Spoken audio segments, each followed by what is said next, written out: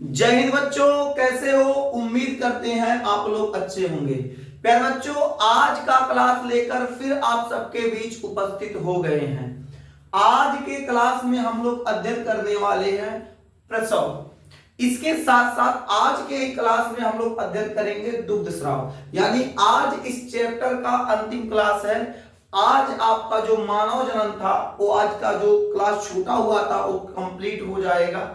इसके बाद कल से हम लोग एक नए चैप्टर पर बढ़ेंगे, एक नए चैप्टर का शुरुआत करेंगे। मेरे देश के नौजवान, मुस्कुराते रहिए, स्वस्थ रहिए, मस्त रहिए। इसके साथ साथ जब भी आपको पढ़ाया जाए तो आप फेयर कॉपी लेके बैठिए, कॉपी पेन लेके बैठिए। मेरे देश के नौजवान, जैसे जैसे आपको पढ़ाया जाए आप उसको नोट करते रहिए। अगर आपको शानदार, जबरदस्त, एकदम लाजवाब पढ़ना है बाबू, तो आपको नोट्स बनाना पड़ेगा।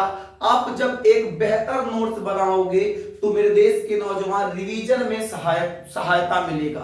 रिवीजन में आपके लिए वो लाभप्रद होगा, रिवीजन में आपको काफी मदद मिलेगा। तो मेरे देश के नौजवान, तो आपको पता चल गया है कि आज के क्लास में हम लोग क्या पढ़ने वाले हैं। तो जल्दी बताइए मेरे देश के अच्छे बच्चे, आज के क्लास में हम लोग क्या पढ़ने वाले हैं? तो आज के क्लास में पढ़ने वाले हैं चाइल्ड बर्थ, प्रसव पढ़ने वाले हैं। अब सबसे पहले मन में प्रश्न उठेगा, मास्टर ये प्रसव क्या है? प्रसव सबसे पहले बता दीजिए, फिर आगे बढ़ा जाए। मेरे देश के नौजवान याद रखिएगा, किसी प्रकार की कोई समस्या नहीं आने देंगे, बिल्कुल मेहनत से पढ़ाएंगे। आप मेहनत से पढ़िएगा। प्रसव से संबंधित एक भी टॉपिक, एक भी प्रश्न आपसे नहीं छूटेगा। अगर प्रसव से प्रश्न उठता है तो आप मुस्कुराते हुए आप उस प्रश्न का उत्तर दे के आएंगे। एक इस मास्टर का वादा है, अपने मास्टर पे भरोसा रखिएगा। मेरे देश के अच्छे बच्चे, सबसे पहले आप हेडिंग करो प्रसव, जल्दी कीजिए मेरे देश के नौजवान।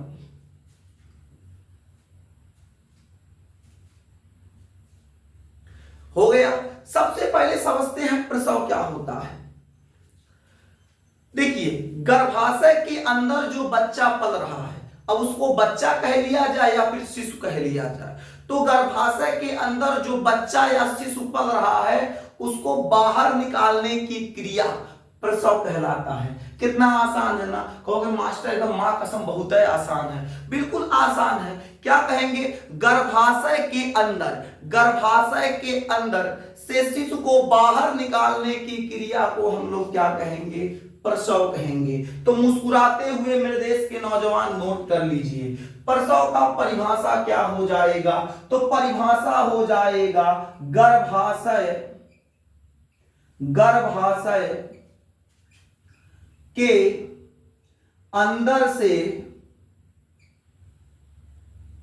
गर्भाशय के अंदर से शिशु को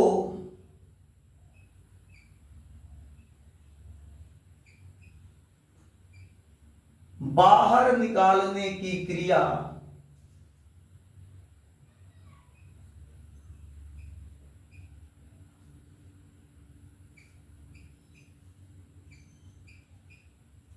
बाहर निकालने की क्रिया क्या कहलाता है? प्रसव कहलाता है।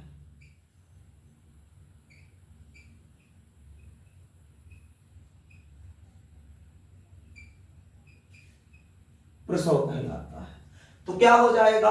गर्भाशय के अंदर से, गर्भाशय के अंदर से शिशु को बाहर निकालने की क्रिया प्रसव कहलाएगा। यानी जब कोई मादा गर्भवती होगी, कोई मादा बाबू प्रेग्नेंट होगी, तो एक समय ऐसा आएगा कि उस बच्चे का जन्म होना चाहिए। जन्म होने के लिए, जन्म लेने के लिए बच्चा तैयार होगा, तो उस समय गर्भाशय के अंदर से बच्चा बाहर आएगा। तो गर्भाशय के अंदर से बच्चे को बाहर लाने का जो प्रोसेस होता है, जो क्रिया होता है या प्रक्रिया कह लीजिए, उसे हम लोग क्या कहेंगे? प्रसव कहेंगे। तो प्रसव का परिभाषा आपको याद हो गया। बोलिए मेरे देश के नौजवान, आपको रटना नहीं है, आपको बिल्कुल नहीं रटना है, मेहनत से पढ़ना है, शानदार पढ़ना है। यहीं पर 1 से 2 बार, 2 से 3 बार हम बोलेंगे ताकि आपके दिमाग में जाके धड़ाक से बैठ जाए, और जब बैठ जाएगा तो आपको निकलेगा नहीं। अब निकलेगा नहीं और चाहते कि और बेहतर बैठ जाए, तो इसके लिए बाबू थोड़ा रिवीजन कर लीजिएगा। यहां पढ़ने के बाद जब आपका क्लास खत्म होगा, खाना पानी खाना होगा, खाना खा लीजिएगा, पानी पी लीजिए, थोड़ा घूम टहल के फिर रिवीजन कर लीजिएगा, और वो धड़ाक से बैठ जाएगा, अब वो बाहर नहीं निकलेगा। तो अब बताओ गर्भाशय क्या, प्रसव क्या होता है? तो प्रसव हो जाएगा गर्भाशय के अंदर से शिशु को बाहर निकालने की क्रिया प्रसव कहलाता है। गर्भाशय के अंदर से शिशु को बाहर निकालने की क्रिया प्रसव कहलाता है। मजा आ रहा है? बहुत पूरा बायोलॉजी मजा मजा है, बस पढ़ते रहिए। ये हो गया प्रसव। अब देखिए प्रसव होता है, प्रसव समझ में आ गया।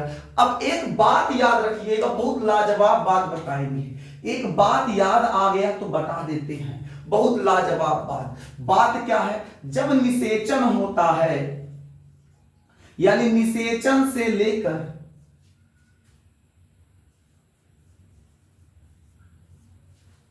या फिर कह निषेचन से 266 दिन या 9 माह, निषेचन से 266 दिन या 9 माह की अवधि, अवधि मतलब बाबू होता है समय। अवधि मतलब क्या हो जाएगा? समय। क्या बताया गया? निषेचन से 266 दिन या 9 माह की अवधि क्या कहलाएगी?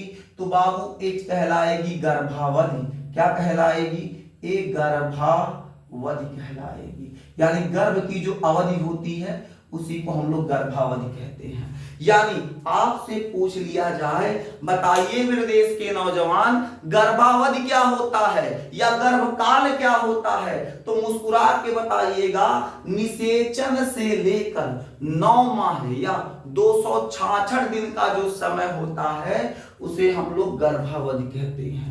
निषेचन से लेकर 9 माह तक का जो समय होता है उसे गर्भावधि। आज कोई महिला है उसमें निषेचन हुआ है, तो आज से 9 माह तक का जो समय होगा वो गर्भावधि होगा। यानी गर्भावधि कितने समय का होता है? तो बाबू पूरा 9 माह का होता है। कितने माह का? 9 माह का होता है। बोलिए मेरे देश के नौजवान, क्या समझ गए? क्या समझे? निषेचन से 266 दिन या 9 माह की जो अवधि होगी उसे हम लोग क्या कहेंगे? उसे हम लोग गर्भावधि कहेंगे। एक शब्द और आपको सुनने को मिलता होगा, एक शब्द और मेरे देश के नौजवान आप सुनते होंगे। क्या सुनते होंगे? प्रसव वेदना। प्रसव वेदना एक शब्द आपको सुनाई देता होगा। बहुत बार इस शब्द से बाबू आप परिचित तो नहीं होंगे, लेकिन ये शब्द आपको सुनाई देता होगा, प्रसव वेदना। बाबू बहुत बार मन में आया होगा कि प्रसव वेदना क्या होता है, तो आपका मास्टर बताएगा। अब कुछ बच्चे कहेंगे सर जी तो हम सुनबे नहीं किए हैं, तो जो नहीं सुने हैं आज सुन लो, या फिर जो एक शब्द सुने हैं प्रसव वेदना, आज बता देते हैं प्रसव वेदना क्या होता है। देखिए, जब बच्चा धरती पे आने वाला होता है उससे थोड़ा सा पहले का समय, और जब धरती पे आएगा तो एक प्रोसेस के थ्रू आएगा।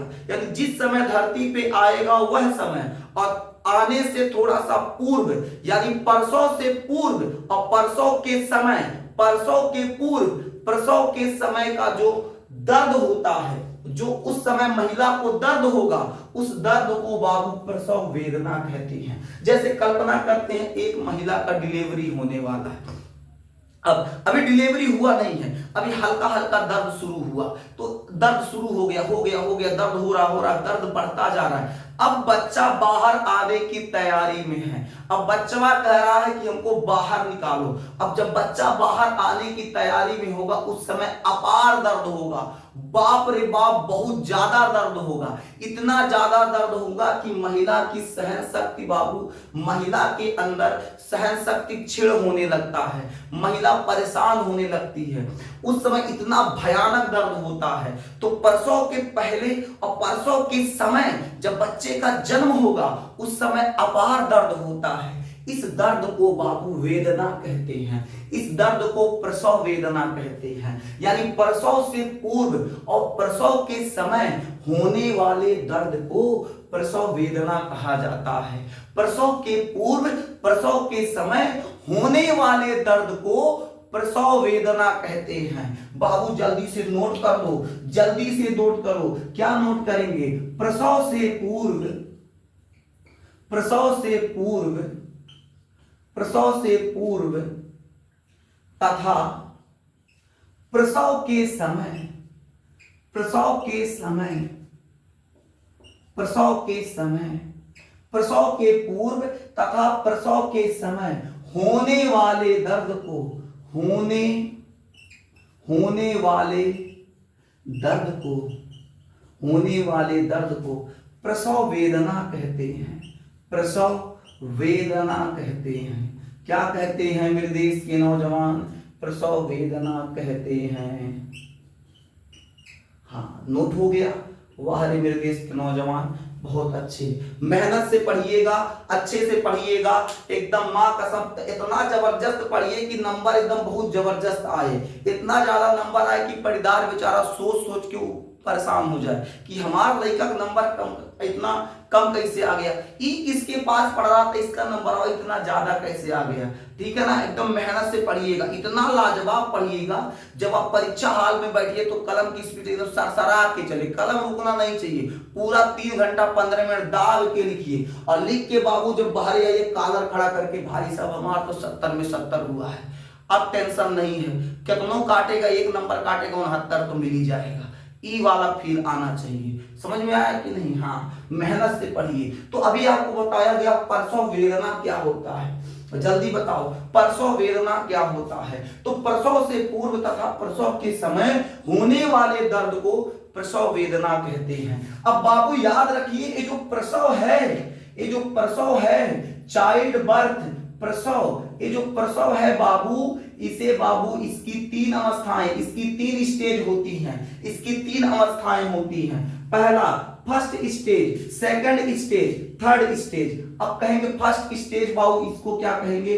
तो प्रथम अवस्था।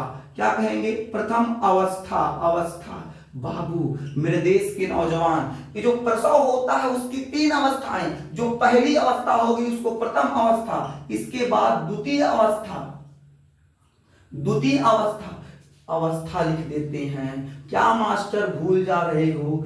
आगे इसके बाद क्या होगा? तृतीय अवस्था, तृतीय अवस्था। तो आपसे अगर पूछ लिया जाए जो चाइल्ड बर्थ होता है, प्रसव जो होता है, उसके कितने स्टेज, उसके कितनी अवस्थाएं, तो आप मुस्कुरा के जवाब दीजिएगा हमारा मास्टर पढ़ाया है इसकी 3 अवस्थाएं होती हैं।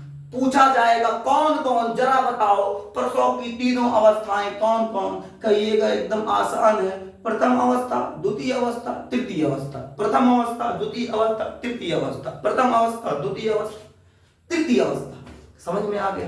अब प्रथम अवस्था में क्या होता है, द्वितीय अवस्था में क्या होता है, तृतीय अवस्था में क्या होता है, इस पे थोड़ा सा ध्यान देते हैं। प्रथम अवस्था को सबसे पहले समझते हैं। देखिए, जब महिला का लगभग 9 माह पूरा होने वाला होता है या फिर 9 माह पूरा हो जाता है, उस समय क्या होता है, बच्चा जब धरती पे आने के लिए तैयारी बना रहा होता है तो महिला को लगभग हल्का हल्का दर्द शुरू होगा। हर 30 मिनट में क्या होगा, उसको 30 मिनट तक लगातार दर्द होगा, फिर रुकेगा, फिर 30 मिनट में लगातार दर्द होगा, फिर रुकेगा, फिर 30 मिनट में दर्द होगा। यानी प्रसव जब प्रथम अवस्था शुरू होता है, प्रथम अवस्था के समय जो मादा होगी, प्रथम अवस्था के समय मादा को हर 30 मिनट में बाबू दर्द होगा, फिर इसकी पुनरावृत्ति होगी, फिर 30 मिनट में दर्द होगा, फिर पुनरावृत्ति होगी, दर्द होगा, दर्द होगा, दर्द होगा, पुनरावृत्ति होगी, पुनरावृत्ति होगी, मतलब बार बार ये दर्द होगा, बार बार दर्द होगा।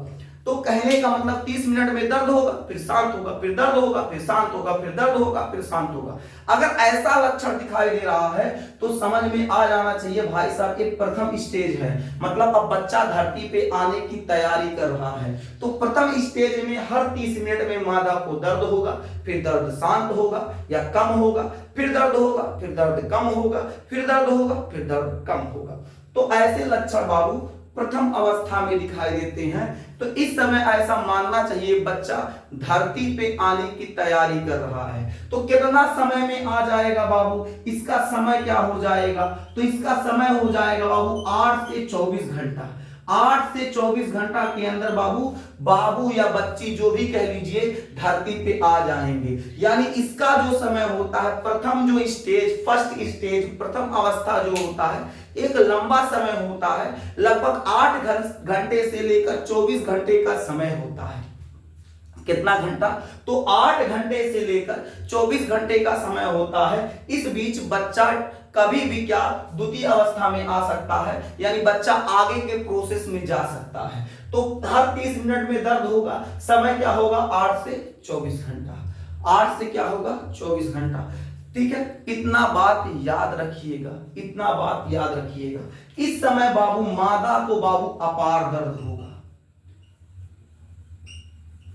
इस समय जो मादा होगी उसको बाबू अपार दर्द होगा। मादा को अपार दर्द, मादा को अपार दर्द होगा। इसका मतलब बाबू असहनशील दर्द होगा। मतलब कह सकते हैं कि मतलब महिला के अंदर उतनी क्षमता नहीं होगी कि दर्द को सह ले, फिर भी महिला अपने प्रतिरक्षा तंत्र, इम्यूनिटी सिस्टम, अपने एक उत्साह से कि हमारे बच्चे का जन्म होने वाला है, तो महिला उस दर्द को सहती है। कह सकते हैं इस समय बहुत घातक दर्द होता है, आसान नहीं होता इस समय का दर्द। अभी किसी को हल्का सा ठेस लग जाए तो चिल्लाएगा अरे बाप, अरे माई रे माई, अंगूठा टूट गया, अरे बाप रे बाप, इतना बड़ा सुई चुभ जाता, देखिए चिल्लाएंगे 4 गांव के। अब बताओ इस समय क्या दर्द, इस समय भारी दर्द होता है, और वो महिला कैसे सहती, कल्पना हम लोग नहीं कर सकते। इस समय का दर्द बहुत भीषण दर्द होता है, भीषण दर्द होता है। ठीक है, ये बात याद रखिएगा। तो प्रथम अवस्था में क्या बताया गया, मादा को हर 30 मिनट में क्या होगा, दर्द होगा। इसका जो समय होगा लगभग कितना, तो 8 से 24 घंटे का समय होगा। मादा को इस समय क्या होगा, अपार दर्द होगा। इतना बात समझ में आ गया। एक बात और याद रखिएगा, प्रथम अवस्था के समय जो मादा की योनि होगी, प्रथम अवस्था की समय जो मादा की योनि होगी, कहां लिखी, यही लिख दें, प्रथम अवस्था के समय यहां लिख देते हैं, जो मादा की योनि होगी वो लगभग बाबू 10 सेंटीमीटर तक फैल जाती है। मादा की योनि इस अवस्था में, प्रथम स्टेज में, फर्स्ट स्टेज, प्रथम अवस्था में 10 सेंटीमीटर तक फैल जाती है, जिससे बच्चे का सिर आसानी से बाहर आ जाए। तो ये हो गया प्रथम अवस्था। द्वितीय अवस्था में क्या होता है, द्वितीय अवस्था में बाबू सबसे पहले जो बाबू शिशु होगा, जो शिशु होगा उसका सिर बाहर आएगा। द्वितीय अवस्था में बच्चे का जो सिर होगा वो बाहर आएगा। फर्स्ट स्टेज बता दिया गया। तो सेकंड स्टेज में क्या होगा, सेकंड स्टेज में होगा क्या बाबू, जब महिला पुश करेगी, जोर लगाएगी, पुश करेगी नीचे की तरफ, और जो उसके डॉक्टर आसपास के जो नर्स डॉक्टर होंगे उनके सहायता से प्रसव क्रिया होगा, तो ऐसे पुश करेंगे। तो पुश करते समय क्या होगा भाई, देखिए बच्चा रिलैक्सिन हार्मोन्स की सहायता से घूम के नीचे, उसका सरा नीचे आ जाता है, पैरवा ऊपर हो जाता है, यानी उल्टा हो जाता है। तो जब पुश किया जाएगा तो क्या होगा, बच्चा जो होगा सबसे पहले बच्चा मुड़िया बाहर आएगा। मुड़िया बोले तो बाबू सर, ठीक है, देहाते में मूड़ कहते हैं, और बाबू हिंदी में हम लोग क्या कहेंगे, किताबी भाषा में तो सर या सिर कहते हैं। तो बाबू द्वितीय अवस्था में सबसे पहले शिशु का सिर बाहर आता है। ठीक है, इस समय क्या होता है, महिला को बाबू ये जो दर्द होता है, इसकी दर्द की क्षमता बढ़ जाती है। प्रसव के समय बाबू देखिए, फर्स्ट स्टेज के समय जो दर्द होता है वो तो होता ही होता है, लेकिन बाबू सेकंड स्टेज के समय दर्द की जो संभावना होती है वो बढ़ सकती है। इस समय बाबू जो शिशु होगा और जो मादा होगी, दोनों के जान के ऊपर खतरा होता है, बहुत रिस्की प्रोसेस होता है। इस बात को याद रखिएगा। ये द्वितीय स्टेज जो होता है बहुत रिस्की होता है। इस समय बाबू डॉक्टर के ऊपर एक बहुत बड़ी जिम्मेदारी होती है कि माँ और बच्चे दोनों को सही सलामत बचाना है। ठीक है, हम लोग कोई बात होता तो डॉक्टर के ऊपर ब्लेम डाल देते, अरे यार डॉक्टर सही नहीं किया। बाबू द्वितीय स्टेज में माँ के साथ साथ सुरक्षित बच्चे को भी करना होता है। सोचो कितना जटिल प्रोसेस हो सकता है, आप कल्पना करके देखिएगा। ठीक है, तो द्वितीय अवस्था में सबसे पहले शिशु का सिर आएगा, फिर क्या आएगा, सबसे पहले सिर आएगा, कुछ संकुचन के बाद, सिर आने के बाद कुछ संकुचन होगा, कुछ संकुचन के बाद, कुछ संकुचन के बाद बच्चे का शरीर, पूरा शरीर बाहर आ जाएगा।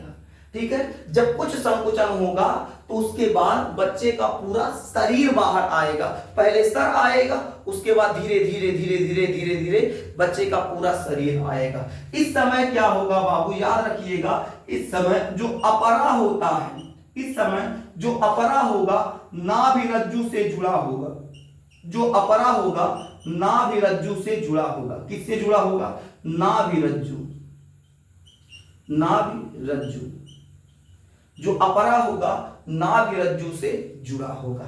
इतना बात याद रखिए। तो द्वितीय स्टेज में क्या आता है, सेकंड स्टेज या द्वितीय अवस्था में क्या आता है? सबसे पहले शिशु का सिर बाहर आएगा, कुछ संकुचन के बाद, कुछ समय बाद शिशु का शरीर बाहर आएगा। इस समय जो अपरा होता है नाभिरज्जु द्वारा शिशु से जुड़ा होता है।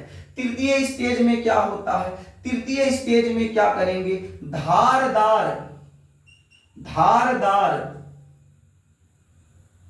धारदार ब्लेड,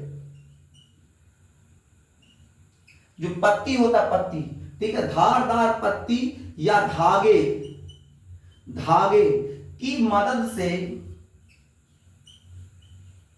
धारदार पत्ती या धागे की मदद से क्या किया जाएगा? नाभिरज्जु को क्या किया जाएगा? अलग कर दिया जाएगा, काट दिया जाएगा। ठीक है, काट दिया जाएगा। समझते रहिए मेरे देश के नौजवान। तो तृतीय अवस्था में जैसे जब बच्चे का जन्म होगा तो देखो उसके नाभि रास्ते से तो पाइप निकला होता है, उस पाइप को बाबू नाभिरज्जु कहते हैं। क्या कहते हैं? नाभिरज्जु। ऐसे नाभि रास्ते ऐसे पाइप निकला होगा, उसी को हम लोग नाभिरज्जु कहेंगे। तो डॉक्टर कोई धारदार चीज लाए, उस चीज से काट देगा, लेकिन कंडीशन है काटे उसी पदार्थ से काटा जाएगा जो संक्रमित ना हो, नई ब्लेड से काटा जाएगा। ऐसे कोई HIV पेशेंट था, उसका नाभिरज्जु काटा गया, उसके बच्चे का वो काटने में तो लड़का पेशेंट हो जाएगा, लड़का में HIV वायरस फैल जाएगा। तो साफ ब्लेड होना चाहिए, एकदम साफ पत्ती, बिल्कुल साफ, नई ब्लेड से उसको काटा जाता है, साफ पत्ती से। या फिर उनके पास जो औजार होता है जिसके सहायता से सब काटते हैं, डॉक्टर का अपना इंस्ट्रूमेंट होता है, तो जिसके सहायता से काटे उसको अच्छी तरह के सैनिटाइज वगैरह कर लेंगे, साफ कर लेंगे, उसके बाद उसको काटा जाएगा ताकि बच्चे में कोई रोग ना आए, जन्म के समय कोई समस्या ना हो, वरना डॉक्टर की थोड़ी सी लापरवाही से बच्चा पेशेंट हो सकता है, बच्चा किसी ना किसी रोग का शिकार हो सकता है। तो धारदार ब्लेड या धागे की सहायता से जो नाभि से रज्जु निकला होता है, इस रज्जु को बाबू काट दिया जाता है और काट के इसे लपेट के चिमटा लगा दिया जाएगा, जा बाबू खिलाओ बाबू को। अब ये जो प्रोसेस होता है काटने वाला, बाबू बच्चे के जन्म के 10 से 20 मिनट के अंदर होना चाहिए। कि नहीं बाबू खिला लो बाद में काटेंगे, खिलाओ, तो ऐसा नहीं होगा, ऐसा बिल्कुल नहीं होगा। जब बच्चे का जन्म होता है तो जन्म होने के 10 से 20 मिनट के अंदर अंदर इसे काट दिया जाता है, काट के अलग करके चिमटी लगा के देखो ढोंढिया के पास इसे लपेट देंगे, इसे लगा देंगे, इसे चिपका देंगे। समझ में आया? नाभि को बाबू देहाते में बोलते हैं, गलत ना समझिएगा, समझ में आया कि नहीं? तो ऐसे नाभि के पास लगा के चिमटी लगा दिया जाएगा और लगा के उसको छोड़ दिया जाएगा। अब उसके पापा को मोर बाबू आ गया, बाबू आ गया, बहिनी आ गई, बहिनी तो खिलाएंगे उसको। समझ में आया कि नहीं? तो इससे क्या कहने का मतलब, ये तीनों अवस्थाएं होती हैं प्रसव की। पहले अवस्था में कुछ अलग प्रोसेस होगा, दूसरे अवस्था में बच्चे का सिर बाहर आएगा, फिर बच्चे का जन्म होगा, तीसरे अवस्था में उसकी नाभि से जो रज्जु निकला होगा उसको काट के अलग कर देंगे। अब बच्चे का जन्म हो गया, तुम लोग मिठाई खिलाओ, तुम लोग चाचा बन गए। समझ में आया कि नहीं? मिठाई खिलाओ जल्दी से, ठीक है, मिठाई बंटवा दीजिएगा टोला मोहल्ला, कहीं मास्टर पढ़ाया था, हम लोग चाचा बन गए हैं, ठीक है। तो ये तीनों स्टेज होता है प्रसव का। ये तीनों स्टेज क्या होता है? प्रसव का होता है, 3 अवस्थाएं होती हैं। ये पूरा प्रसव यहाँ पर समाप्त हो जाता है। तो इतना बात आप याद रखिएगा। आइए एक बार जल्दी समझा दे, फिर दुग्ध स्राव पढ़ा देते हैं। प्रसव में क्या पढ़ाया गया? गर्भाशय के अंदर से शिशु को बाहर निकालने की क्रिया को प्रसव कहते हैं। निषेचन से लेकर लगभग 9 माह तक का जो समय होता है, गर्भावधि या गर्भकाल कह लीजिए। प्रसव वेदना क्या होता है? प्रसव से पूर्व तथा प्रसव के समय होने वाले अपार दर्द को या दर्द को हम लोग क्या कह सकते हैं? प्रसव वेदना कहते हैं। प्रसव की 3 स्टेज, 3 अवस्थाएं होती हैं। प्रथम अवस्था, द्वितीय अवस्था, तृतीय अवस्था। प्रथम अवस्था में जो मादा होगी उसको हर 30 मिनट में बार बार दर्द होगा। उसके बाद क्या होगा? उसका जो समय होता है लगभग 8 से 24 घंटा होता है। मादा को क्या होगा? अपार दर्द का सामना करना पड़ता है। प्रथम अवस्था के समय मादा की जो योनि होती है 10 सेंटीमीटर तक फैल जाती है, जिससे बच्चा बाहर आ सके। आगे बात करें द्वितीय अवस्था की, तो द्वितीय अवस्था में सबसे पहले बच्चे का सिर आता है। ठीक है, अब सिर क्यों बाहर आएगा? अगर सिरा बाहर नहीं आएगा, पहले पैरवा बाहर आएगा तो बच्चा अफना भी सकता है, बच्चे का मृत्यु भी हो सकता है। इसलिए क्या होता है, ईश्वर बहुत दिमाग से सब चीजों को बनाता है। जितना हम लोग सोचते हैं ना, हम लोग के पास एक खोपड़ी है। ईश्वर जब बनाया होगा पूरे पृथ्वी को या पूरे जीव जंतुओं को, ये जो बच्चा अंदर बना है, कितना दिमाग ईश्वर के पास रहा होगा, खोपड़ा पूरा रहा होगा। सोचो, पहले सिरा बाहर निकल। कभी कभी क्या होता है, कहते बच्चों को उल्टा पैदा हुआ है। जब उल्टा बच्चा पैदा होता है तो उसका पैरवा बाहर आता है। ये ना समझिए, पहले मुड़िया आता है। जिसका सर बाहर पहले आया वो सीधा पैदा हुआ है, जिसका पैर बाहर पहले आया वो उल्टा पैदा होता है। तो द्वितीय अवस्था में शिशु का सिर बाहर आता है। कुछ संकुचन के बाद, कुछ परिवर्तन के बाद क्या होता है, बच्चे का पूरा शरीर थोड़ा समय बाद बाहर आ जाता है। इस समय जो अपरा होता है नाभि रज्जु से जुड़ा होता है। तृतीय स्टेज में इसी क्या नाभि रज्जु को काट दिया जाता है धारदार चीज से, और काट के एक चिमटा लगा के बांध दिया जाता है। एक क्रिया 10 से 20 मिनट के अंदर होता है। आप जल्दी से प्रसव को नोट कर लीजिए, यहां तक जल्दी से नोट कर लीजिए, फिर आपको दुग्ध स्राव पढ़ा दिया जाए। नोट कीजिए मेरे देश के अच्छे बच्चे।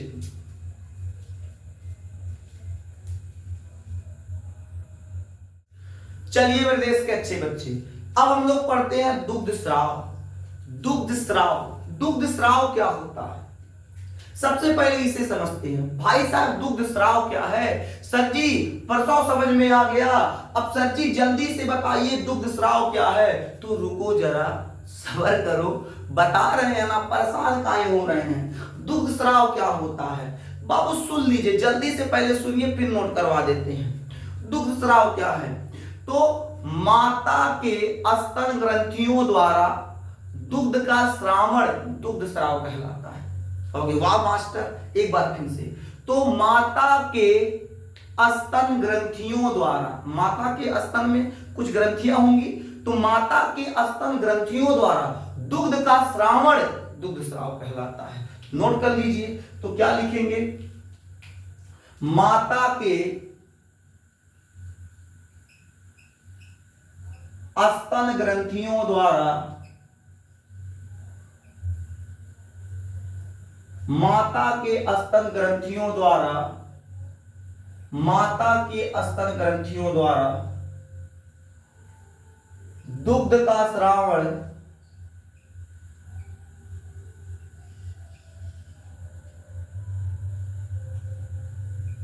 माता के स्तन ग्रंथियों द्वारा दुग्ध का श्रावण दुग्ध स्राव कहलाता है।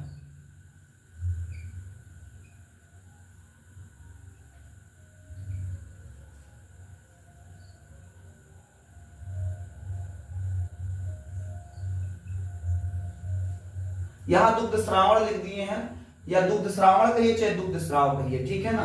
तो याद रखिएगा, तो क्या बताया गया? माता के स्तन ग्रंथियों द्वारा दुग्ध का श्रावण दुग्ध स्राव कहलाता है।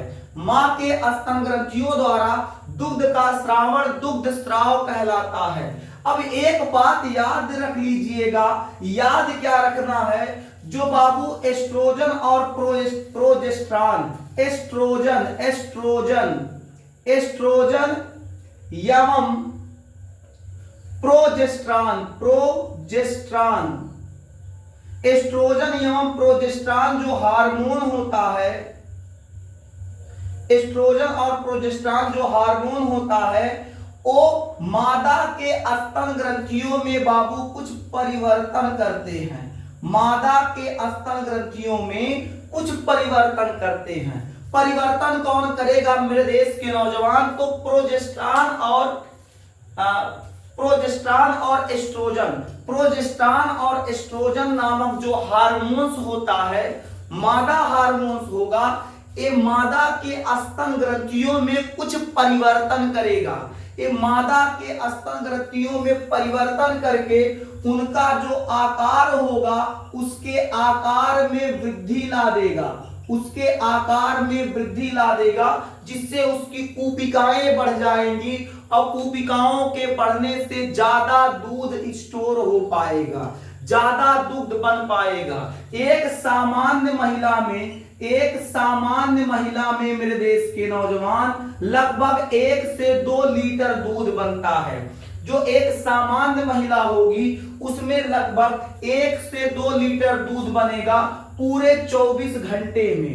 पूरे 24 घंटे में 1 से 2 लीटर दूध बनता है। और जो माँ का दूध होता है, जो माँ का दूध होता है बाबू, माँ का दुग्ध लिख देते हैं, जो माँ का दुग्ध होता है ये बच्चे का पूर्ण आहार होता है, बच्चे का पूर्ण आहार होता है, पूर्व लिख दिए, पूर्ण आहार होता है। तो याद रखिएगा, याद क्या रखना है, जो प्रोजेस्टेरॉन और एस्ट्रोजन मादा हार्मोन्स होते हैं वो मादा के स्तन ग्रंथियों में परिवर्तन लाकर उसके आकार में वृद्धि कर देते हैं, जिससे क्या होता है कूपिकाएं बढ़ जाती हैं और ज्यादा दूध स्टोर हो पाता है, ज्यादा दूध बन पाता है। और याद आपको एक रखना है और बात कि जो सामान्य लगभग सामान्य महिलाओं में, ज्यादातर महिलाओं में 24 घंटे में 1 से 2 लीटर दूध बनता है। और जो माँ का दुग्ध होता है ये बच्चे का पूर्ण आहार होता है, यही बच्चे का भोजन होता है। इस दुग्ध के अंदर बाबू कई चीजें पाई जाती हैं। प्रोटीन पाया जाएगा, इसके अलावा विटामिन पाया जाएगा, विटामिन पाया जाएगा, प्रोटीन पाया जाएगा, विटामिन पाया जाएगा, वसा पाया जाएगा, इसके अलावा खनिज लवण पाए जाएंगे। इसके अलावा बाबू जल भी पाया जाता है, जल भी पाया जाता है। याद रखिए मेरे देश के नौजवान, जो माँ का दुग्ध होगा, जो माँ का दुग्ध होगा बच्चे के लिए अति आवश्यक होता है। माँ के दूध में बच्चे को जो भी न्यूट्रिशन चाहिए, जो भी पोषण चाहिए, जो भी पोषक तत्व चाहिए बाबू माँ के दूध में पर्याप्त होता है। इसलिए एक बच्चे के लिए माँ का दूध अत्यंत आवश्यक होता है, क्योंकि माँ के दूध में प्रोटीन, विटामिन, वसा, खनिज लवण तथा जल इन सब की पर्याप्त मात्रा होती है, भरपूर मात्रा होती है बच्चे के पोषण के लिए तथा बच्चे के विकास के लिए। ये सभी पदार्थ जब बच्चे के अंदर प्रवेश करेंगे तो क्या होगा, बच्चे का विकास तेजी से होगा। अब जब बच्चे का विकास तेजी से होगा तो जल्दी जल्दी बकैया खींचेगा, ना ही पहले बैठेगा फिर बकैया खींचेगा, फिर उसके बाद ठड़े ठड़े चलेगा। समझ में आया कि नहीं? तो एक बच्चे के लिए इन सब तत्वों की अत्यंत आवश्यकता होती है, इन सब पदार्थों की अत्यंत आवश्यकता होती है। लेकिन माँ के दुग्ध में बाबू क्या नहीं पाया जाता है? तो माँ के दूध में बाबू पाया जाता है लेकिन मात्रा कम होती है विटामिन सी की। ठीक है, कौन? विटामिन सी की मात्रा, और इसके अलावा आयरन की मात्रा क्या होती है? कम होती है। अगर आपसे पूछा जाए भरपूर मात्रा किसकी होती है माँ के दुग्ध में, तो बोलेंगे प्रोटीन, विटामिन, वसा, खनिज, लवण तथा जल। हम कहते कौन सी विटामिन है जिसकी मात्रा माँ के दुग्ध में कम होती है?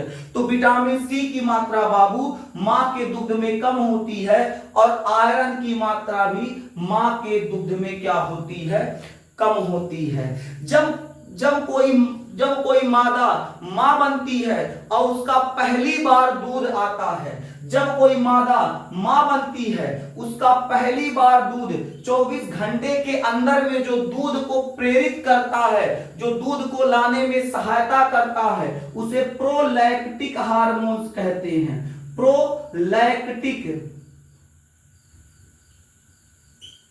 प्रोलैक्टिक हार्मोन्स कहते हैं, प्रोलैक्टिक हार्मोन्स।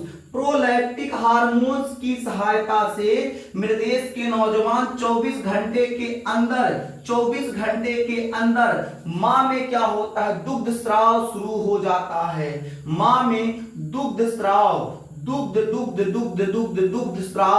दुग्ध स्राव शुरू हो जाता है। क्या मेरे देश के नौजवान मजा आ रहा है? क्या समझ में आ रहा है कि नहीं? अगर आपसे दूध के बारे में पूछा जाए तो क्या बता लोगे कि नहीं? बिल्कुल जवाब दीजिएगा। तो क्या बताया गया, जब कोई मादा मां बनती है उसमें 24 घंटे के अंदर दुग्ध को प्रेरित करता है। दुग्ध स्राव को प्रेरित कौन करता है? प्रोलैक्टिक हार्मोन्स। और एक बात याद रखिएगा, एक बात और याद क्या रखना है, जो मां होती है, जो मादा होगी, जो मां बन चुकी है, उस माता के अंदर जो पहली बार दूध आएगा बाबू पीले रंग का होगा। किस रंग का होगा? पीले रंग का होगा। इसके साथ साथ बाबू गाढ़ा भी होगा। कैसा होगा? गाढ़ा होगा। और क्या बता दिया जाए, पीले रंग का होगा, गाढ़ा होगा। इसीलिए इसे बाबू खीस कहा जाता है। क्या कहा जाता है? खीस कहा जाता है। यानी मां के दुग्ध, जो मादा मां बन चुकी है, जब उसका पहली बार दुग्ध स्राव होगा तो दुग्ध स्राव में क्या होगा, पहली बार दूध निकलेगा, वो पीले रंग का गाढ़ा दूध निकलेगा। ऐसे पीले रंग के गाढ़े दूध को बाबू खीस कहते हैं। क्या कहते हैं? खीस कहते हैं। देहात की कुछ बुजुर्ग महिलाएं होंगी, कहेंगी खरबका दूध है, न पियाना, खरबका दूधवा पाओ लइकवा पिएगा तो लइकवा बीमार पड़ जाएगा। ये गलत फहमी ना पालिएगा। इस दूध को बनाने में मां लगभग मां का काफी समय लगा है। ये जो खीस है, खीस में बाबू विविध प्रकार के प्रोटीन, विटामिन, कार्बोहाइड्रेट, वसा, खनिज लवण, जल पर्याप्त मात्रा में, भरपूर मात्रा में होता है। इस खीस को बच्चे को पिलाना अत्यंत आवश्यक है। यानी मैं अगर कहूं तो मेरे देश के नौजवान, जो मां का पहला दूध है, जो मां का पहला दूध है, बच्चे के लिए अत्यंत आवश्यक है। भुला के ही गलती नहीं करना कि मां का पहला दूध फेंक देते हैं, ये ठीक नहीं होता है। हाँ देखो, ये घेर के लिख देते हैं। क्या लिखेंगे बाबू? मां का पहला दूध, मां का पहला दूध। इस छोटे से शब्द में बाबू पूरा संसार समा गया है। इस छोटे से शब्द में बाबू पूरा संसार समा गया है। मां का पहला दूध, पहला दूध, मां का पहला दूध या दूध लिख दे। मां का पहला दूध बच्चे के लिए अनिवार्य होता है। बच्चे के लिए अनिवार्य होता है। मां का पहला दूध बच्चे के लिए अनिवार्य होता है। इस बात को याद रखिएगा। ये बाबू मां शब्द बहुत छोटा शब्द है, शब्द बहुत छोटा है, लेकिन बाबू पूरा ब्रह्मांड इस शब्द में छुपा हुआ है। जब बच्चा जन्म लेता है, पहला शब्द निकलता है मां। क्या बच्चा जब जन्म लेता है पहला शब्द भैया बुलाएगा, चाचा बुलाएगा, दीदी बुलाएगा, पापा कहेगा? नहीं। बच्चे का जब पहला शब्द निकलेगा, बच्चा जब भी बोलेगा, पहला शब्द निकलेगा मां। मां बाबू बहुत एक छोटा सा शब्द है, लेकिन ये पूरा विश्व, पूरा संसार इसके अंदर समाहित है। पूरा संसार इसके अंदर समाया हुआ है। कि ऋषियों ने कहा है मां ममता की मूरत होती है, कि ऋषियों ने कहा है मां ममता की मूरत होती है। दुनिया के कण कण में मां की सूरत होती है। मां को एक छोटा शब्द ना समझिए, बहुत बड़ा चीज है। समझ में आया कि नहीं? मां शब्द बस छोटा है, लेकिन अब पूरा संसार इसके अंदर आ जाता है बाबू। ऐसा बाबू देखिए, बच्चे के कपड़े, बच्चे का खाना, बच्चे का रहना, मकान, रोटी कपड़ा मकान के लिए बाबू जिम्मेदार पिता होता है। पिता संघर्ष करता है बच्चे के लिए, लेकिन बच्चे का पालन पोषण, अच्छा बुरा, इस सबको जो सिखाता है, सबसे पहला जो शिक्षक बन के सामने आती है वो मां होती है। यानी मां जो होती है बच्चे की पहली शिक्षक होती है। उसको क्या अच्छा है, क्या बुरा है, कैसे बोलना है, कैसे रहना है, ये पूरा मैनर माँ सिखाती है, पिता नहीं सिखाने आता, पिता बाबू बाद में आता है। पिता का दायित्व तो होता है रोटी, कपड़ा, मकान, बच्चे की सेहत को ध्यान रखना। ऐसा नहीं कि बच्चे की जिंदगी में पिता का योगदान कम होता, बहुत बड़ा योगदान होता है, लेकिन मैं कहूंगा मां से कम होता है। क्योंकि जिस दिन बच्चा धरती पे आया है, जिस दिन बच्चा धरती पे आया है, पिता उसकी जिम्मेदारी उठाएगा। लेकिन बाबू को जो 9 माह तक माँ गर्भ में बच्चे को रखी है, 9 माह तक बच्चे को गर्भ में पाल के रखी है, गर्भ में जो पीड़ा सही है उसकी कल्पना बाप नहीं कर सकता है। ठीक है, माँ बाप बच्चे के लिए दोनों आवश्यक हैं, लेकिन बाबू माँ का दायित्व तो बच्चे पे ज्यादा होता है। ठीक है, जब एक पिता को कुछ हो जाता है या जिनके पिता नहीं होते हैं जाके पूछिएगा, उनकी माँ मजदूरी करके बच्चे को पाल लेती है, पिता की कमी महसूस नहीं होने देती है। ठीक है, बहुत से ऐसे लोग पड़े हैं जिनके पिता नहीं है, लेकिन माँ बाबू मजदूरी कर लेती है। ठीक है, वो पिक्चर का डायलॉग है ना, दुनिया में सबसे बड़ी योद्धा माँ होती है। ये सत्य है बाबू, इसमें कोई लेकिन नहीं है, सत्य बात है, दुनिया में सबसे बड़ी योद्धा माँ होती है। और हम लोग के देहात की मम्मियों का बाबू हालत एकदम क्या बताएं, बचपन में कोनो गलती करके आते लथेर के मारती थी, खम्मा में ऐसा हाथ बांध देती थी, घाट का जो पावा रहता था ना, पावा हाथवा गोड़वा बांध के उसके बाद बका दे। शहर की मम्मी कहिए no baby don't touch this, don't touch this part या डोंट टच दिस पॉट, बर्तन जो भी हो ऐसे बोलेगी। लेकिन गांव के मम्मी हे छूना नहीं, छू देगा तो बकला खींच लेंगे, मार के बकला खींच लेंगे। ये गांव के मम्मियों का थोड़ा सा होता है। समझ, आप लोग बचपन में बहुत मार खाए हैं, बकायदे तूरे गए, पढ़ने नहीं जाते तो मम्मी लथेर की मारती थी। ठीक है ना, मम्मी क्या, हम लोग तो अम्मा कहते हैं, मम्मी तो आजकल नया ट्रेंड आया है, लोग मम्मी कहते हैं। हम लोग पापा को पापा कहते हैं और मम्मी को अम्मा कहते हैं। अभी हम एक नया पिक्चर देखे थे बचपन में, जब हम 6 में पढ़ रहे थे, 6-7 में, और बचपन में पिक्चर देखे और उसके बाद बाबू क्या किए, मम्मी को मतलब अम्मा को मम्मी कह दिए, तुरंत मम्मी हमारे देसी का हुआ मराठी बोल, आज के बाद मम्मी नहीं करना अम्मा। समझ में आया कि नहीं? तो पहले की माताएं बहुत खतरनाक थी। तो अब उम्मीद करते हैं कि आपको इतना बात समझ में आ गया होगा। क्या समझ गए? दुग्ध स्राव या दुग्ध श्रावण कह दीजिए। माता के स्तन ग्रंथियों द्वारा दुग्ध का श्रावण दुग्ध स्राव कहलाता है। प्रोजेस्टेरॉन एवं एस्ट्रोजन हार्मोन्स परिवर्तन करते हैं स्तन ग्रंथियों में, जिससे उसका आकार बढ़ जाता है, जिससे दुग्ध की मात्रा बढ़ जाती है। आगे बात करें, सामान्य जो महिला होगी 24 घंटे में 1 से 2 लीटर दूध उसके अंतर्गत बनेगा। इससे कम बन रहा तो महिला में मतलब कुछ समस्याएं हैं। आगे बात करते हैं, जो माँ होगी, माँ का दुग्ध होगा, बच्चे का क्या होता है, पूरा आहार होता है, बच्चे के लिए बहुत जरूरी होता है। माँ के दूध में प्रोटीन, विटामिन, वसा, खनिज, लवण तमाम चीजें होते हैं। बात करें इसके अलावा, जो माँ होती है, माँ के अंदर जो विटामिन सी होती है या जो लौह पदार्थ या कह सकते हैं आयरन होता है, उसका कमी होता है। प्रोलैक्टिन हार्मोन्स की सहायता से 24 घंटे के अंदर क्या होता है, दुग्ध स्राव प्रारंभ हो जाता है। माँ के अंदर, माँ जो होती है उसका जो पहला दुग्ध निकलता है, पहली बार दुग्ध निकलता है तो पीले रंग का होता है, गाढ़ा होता है, इसको हम लोग खीस कहते हैं। उम्मीद करते हैं मेरे देश के अच्छे बच्चे आप यहां तक समझ गए होंगे। अगर आप यहां तक समझ गए तो इसको नोट कर लीजिए। आज के लिए बस इतना ही, फिर मिलेंगे आपसे अगले क्लास में। आपका क्लास डेली मॉर्निंग के 7 बजे लगेगा। मॉर्निंग के 7 बजे तक आप अपने इस चैनल से जुड़ जाइएगा।